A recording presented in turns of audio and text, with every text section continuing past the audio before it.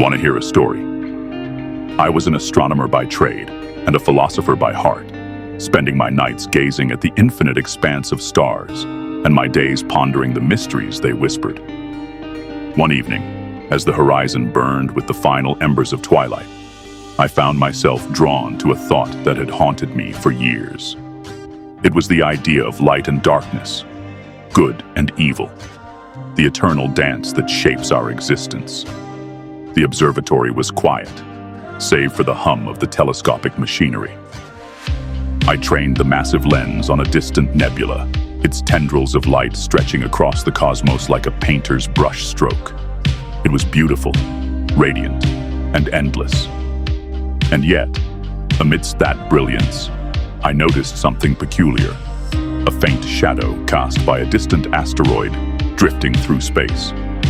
It was so small compared to the vast sea of light that surrounded it, and yet it existed undeniably there, interrupting the light's journey. That's when the truth struck me with an almost divine clarity. Evil was not a force unto itself. It was merely the shadow created when the self obstructed the supreme light. I leaned back in my chair, the weight of revelation settling over me. My mind drifted to the stories of ancient times, where evil was painted as a monstrous, insurmountable force. How misguided we had been, I thought. Darkness has no substance of its own.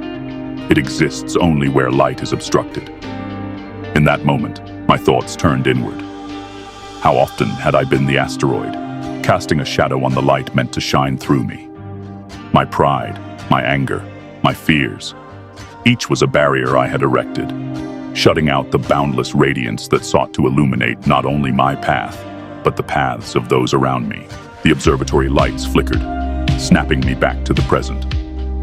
I felt an urge to step outside and immerse myself in the night's embrace. As I did, I realized how the analogy played out before me. The moon, that pale beacon of reflected light, shone brightly in the sky, and yet the shadows of trees and stones lay in stark contrast on the ground. And yet, even those shadows weren't devoid of purpose. They reminded me that the self, the asteroid, the tree, the stone, was not inherently evil. It was simply misplaced, unaware of the greater light it obstructed.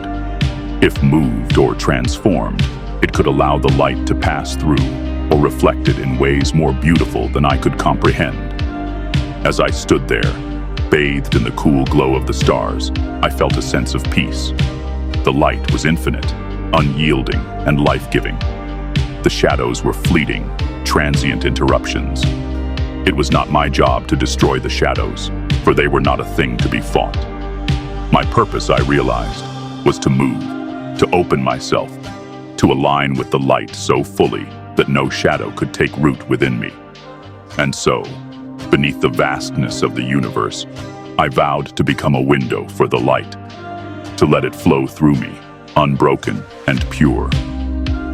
For in the end, the light would always flood the universe, and the shadows, no matter how dark they seemed, would be no more than fleeting whispers against its eternal brilliance.